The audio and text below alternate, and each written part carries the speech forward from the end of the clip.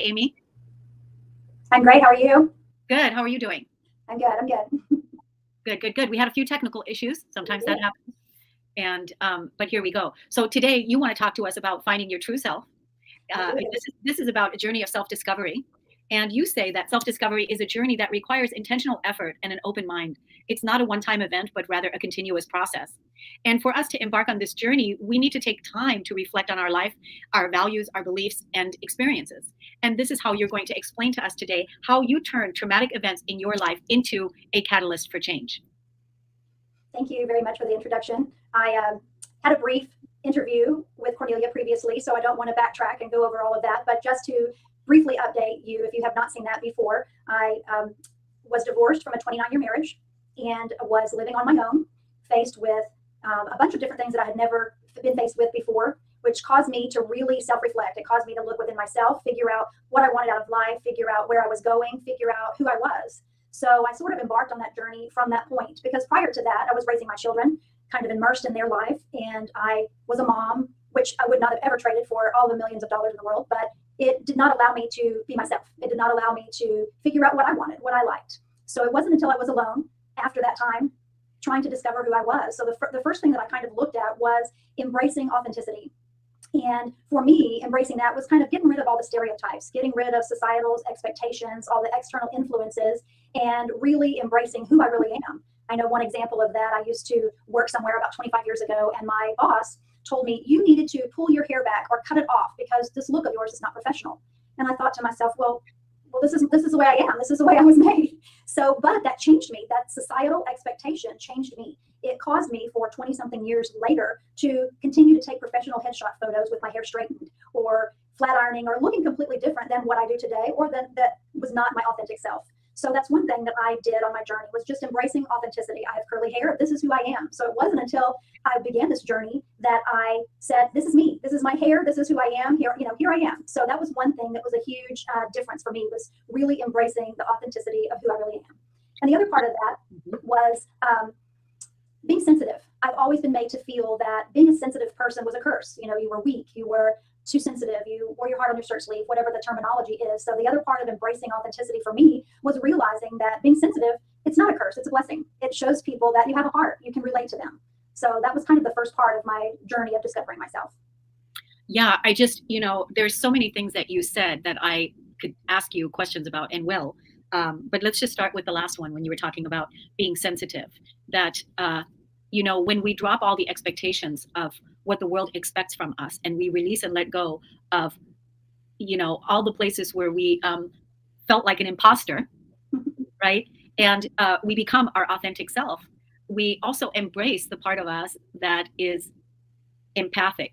You called it being sensitive and empathic. And that means that, all the places that we used to numb down or dumb down, that empathic soul, that empathic self is now coming out and welcome to be here in your full sensitivity. And you said it because you said that being sensitive is not a curse, it is a blessing, because also being sensitive is also helping you to receive. Absolutely. Did you find that? I did. It's amazing the things that you learn when you express your own sensitivity and you feel comfortable to do that, how much you do receive or how much you don't really realize you weren't receiving before. Yeah, and I think this is a huge piece for the women that you're supporting, the women that are listening to this, that you're talking to, that really want to embrace their authenticity, embrace their sensitivity, that it's a huge piece to becoming your true self, the journey of self-discovery, like you are helping people with, right? And it's important to embrace that you are sensitive and that your feelings matter and that you matter. Absolutely. So now, as far as, going back to the authenticity piece, being your authentic self, I mean, this is what we're all yearning for, is to have relationships with people, relationships in the world, with people in our working environment, in our personal lives, in the world, authentic relationships. And, how does it feel for you now being authentic with what it is that what you've discovered? And how did you form new relationships with people? Because I'm sure that was an issue as well, right?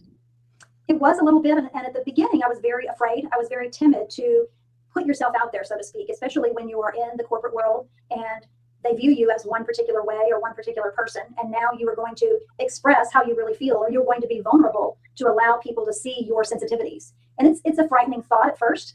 You You think, okay, what is someone going to think? How are they going to view me if they know that I'm really a sensitive soul instead of this person that's really strong and, rigid or whatever. And I have found that people appreciate that. Even in the work environment, I was able to mentor some younger people here in my office, and they were very vulnerable with me. And I was able to be vulnerable with them during the pandemic process. And this was in the process of the whole self-discovery. And it really opened up doors, I think, where I was viewed as more approachable because I was being authentic. I was being myself. They were feeling comfortable enough to be themselves and talk to me about issues that they may not have talked to me about otherwise. While you were talking, I agree with you so much. While you were talking, what I wrote down is vulnerability is your superpower. I think so. It is a superpower because most people, again, don't feel safe or don't show their vulnerability to others, allowing others to love them, allowing others to share space with them because of whatever is in the way, right? And so being vulnerable is the new strength.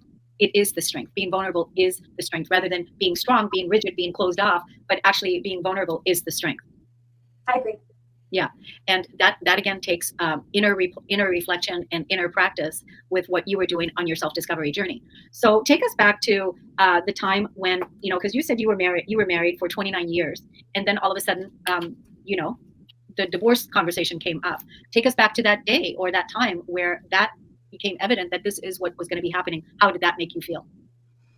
In the beginning part of that, moving into my apartment, being alone, I had not been alone since I was 19 years old.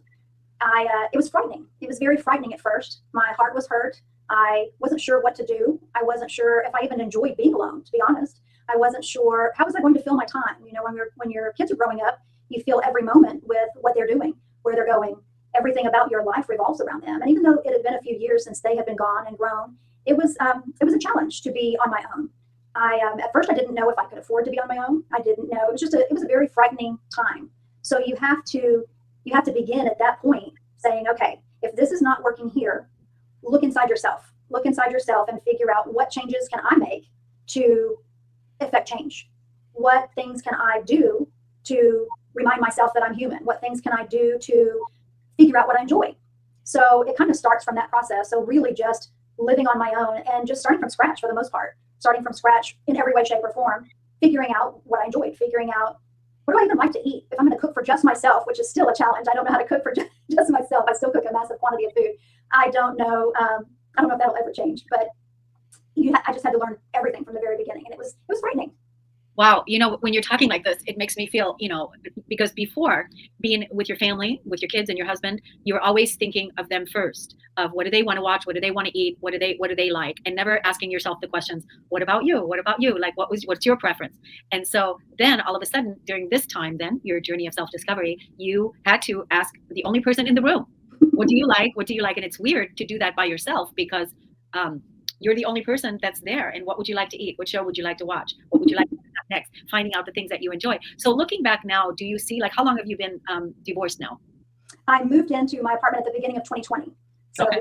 This is 2024. It's been 4 years since I began living on my own by myself in an apartment. And so has this been a blessing? It has been a huge blessing. It has been a huge blessing.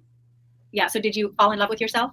I did. I discovered so much about myself. It was crazy. And during the pandemic, when people were not traveling, I think I went to 8 different states and just started to do things that, as I've told you before, that set my soul on fire. I was afraid of heights, definitely afraid of heights. I haven't quite conquered that fear, but I went parasailing on the beach in Florida, and it was something that I forced myself to do. But then I enjoyed it. I said, oh, I want to go back and do this again. I want to do this some more. And since I've done some zip lining and I've done some other things to try to conquer that fear of heights, but it's not something that I would have challenged myself to do prior to discovering who I really was.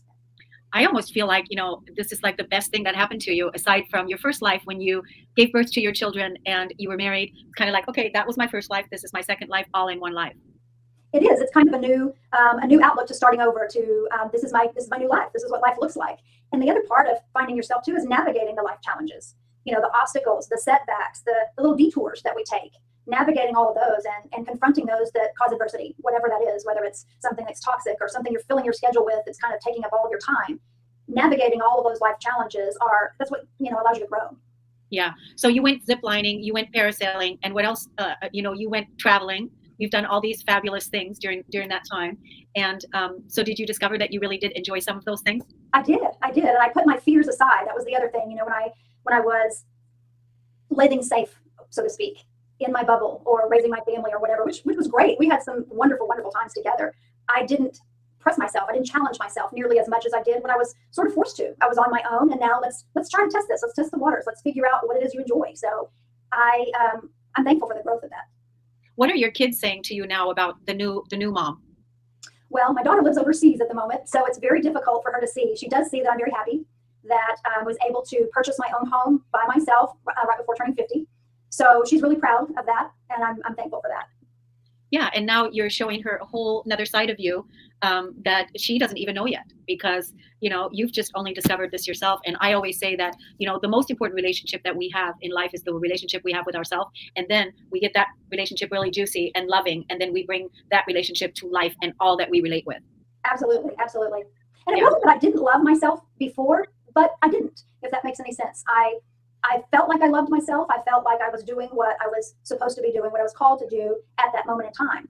But when I was faced with being alone, I discovered, do I like myself? Do I know what I want to do? Do I, all of the different things. So it was good. It was really good. Yeah. You were following your role, but you were following your duty, your obligation, that you want to be a good mother, that you want to raise your children and be a good wife. And so you played that role. You did that role, to the best of your ability. You did all of that. And then all of a sudden, when it came time to be your authentic self, discover what that is, and also put yourself into the equation. Like, what do you like to eat? What movie would you like to watch? Where before that might have not been a consideration, but it is now. I think it's beautiful. I've enjoyed it. Yeah. So we've got authenticity, being sensitive. Is there anything else that you want to highlight in today's show about the journey of self-discovery? Other than navigating life challenges and working through obstacles and setbacks and things like that, and viewing those obstacles and setbacks as an opportunity for growth, that was kind of the second part of discovering myself, is realizing that even the slightest change, whether it was, I moved from a home to an apartment, or then an apartment to a home, or I stepped off into the dating world, or whatever the case may have been, all of the challenges and the setbacks, they were all opportunities for growth. And I don't really regret any of that. Yeah, I think that's another really beautiful way to hold and see it. A lot of times, when we go through transformational changes, when we go through breakups, when we go through loss, when we go through grief, it's at the time it seems devastating and there's all kinds of things going on, but to be able to hold it and see it, that it was all an opportunity for growth, for your soul to grow, for your human being to grow, and that everything helped you to make your life sweeter, to make your life better, to make your life more meaningful today. Absolutely. Yeah. So you wrote a book, or you were part of a book writing experience, and I know that you're also writing your own book this year. And so tell us about the book part experience, the chapter that you wrote in that book, and then tell us where to find it. So that is also part of my discovering my journey, is finding your purpose.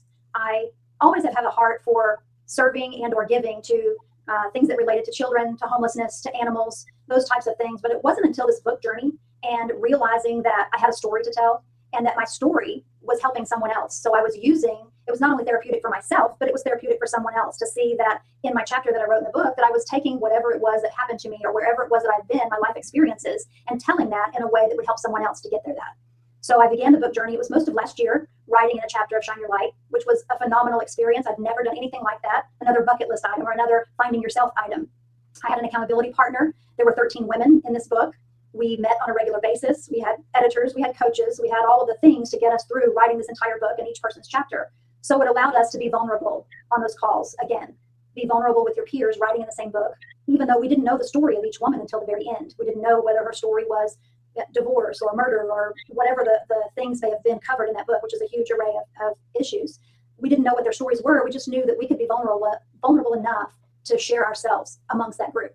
So the writing process was an additional part of the healing journey. As I say, it's a journey. It is ongoing. It's not something that you can just say, okay, from here to here, I'm healed and I'm done. It's a constant thing. And so writing the book was kind of the next step. It was a few years had passed. I'd been on my own. I had bought my home. And now this was kind of the next step for me. So it was very, very therapeutic to do that. Yeah, another healing piece, and also the whole piece about giving back. And first of all, expressing yourself and taking that wisdom from the story that you lived and putting it down, collaborating with others, and then making your wisdom available for others who are finding themselves in transition as well, and giving that energy back. Thank you, everybody, for listening, and we'll see you again next time. Take good care. Bye-bye.